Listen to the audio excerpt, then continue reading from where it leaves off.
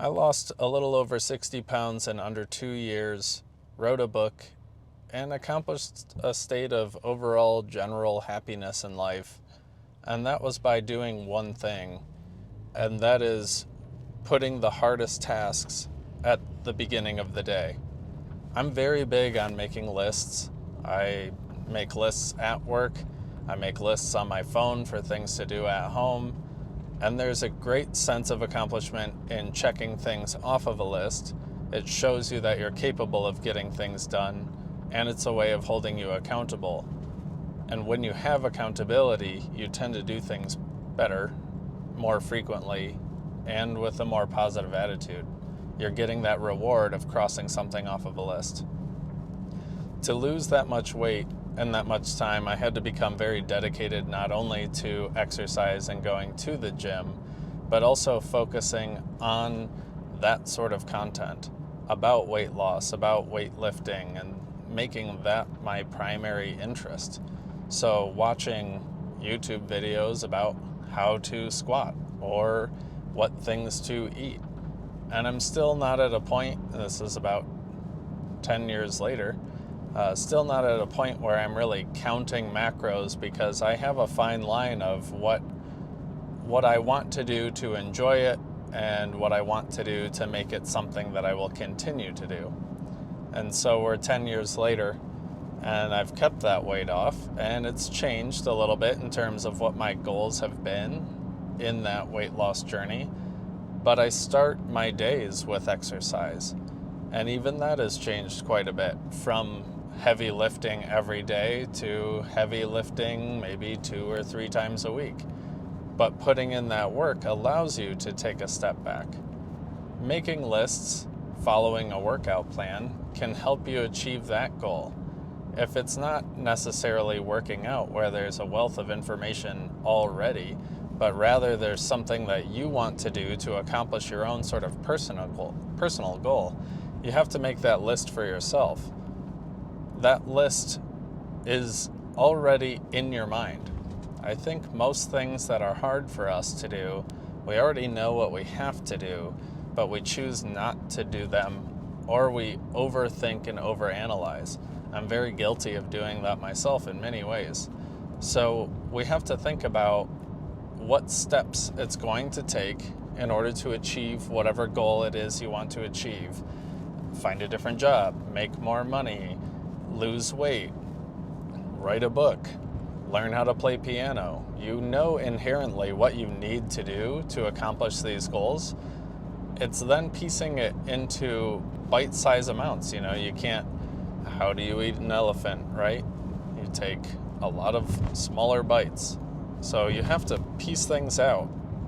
I heavily recommend creating lists for things that you wish to achieve and putting the hardest things at the top. And a lot of times the hardest thing is just getting started. And over time you find that whatever it is that I've been stressing about isn't actually that tough, especially after you have some experience and repetition in doing whatever that activity is. So maybe you take a job in sales and you're not used to calling people and having sales-based conversations. And maybe something about that makes you inherently uncomfortable. Well, the only way that you will achieve success in it, or the only way that you will become comfortable with it, is by repetition of doing it.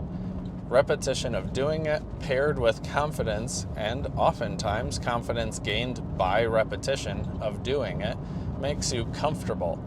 It's just the same way that you go to school on your first day, and your first day of school you feel so nervous, but by the time it's spring, you feel like you run the place. Maybe not all of us, but you feel a lot more comfortable. So it's a repetition of doing it. You know what to expect. And if you know what to expect, it becomes easier.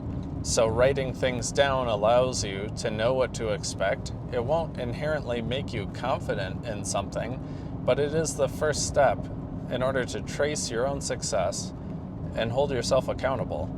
So hold yourself accountable. Put the hardest things at the front of the day. For some of you, the hardest thing in your life might be going to work. Well, you are certainly accomplishing a goal, and maybe that goal is to pay bills or accrue time off or push your company's goal further, which is fine. But if you have personal goals, things that you wish to accomplish for yourself, a legacy that you wish to form for yourself, or if you want to think of a way that other people will describe you aside from he works and goes home, you put the hardest thing at the start of the day. That way you can go into your work day or into anything else feeling that sense of accomplishment, feeling a sense of success, and knowing that you're one step closer to whatever goal it is you're trying to achieve. So if I have 2 recommendations, it would be to first start a list, write down the actionable steps that you know it takes to achieve whatever goal it is, and start with the first portion of that goal on the list, and chip away at it. Chip away at it before you have time to do anything else. Maybe you're trying to do 2 things at once, so you're messaging people while you're on the treadmill walking incline because it's not that hard to do. There you go. You're burning calories in steady state cardio while you're reaching out to people and trying to build more connections and maybe chasing something that you're interested in. It might not be either of those, but you know what you want in life. You know what you wish to accomplish, and why put it off by thinking more and more? We're all guilty of overthinking and overanalyzing. It's a way of pushing away risk. It's a way of avoiding failure. It's a way of avoiding criticism. But you don't accomplish anything without going for it. So go for it, write it down, chip away at it, put it at the front of your day, see how it makes you feel. We'll go from there.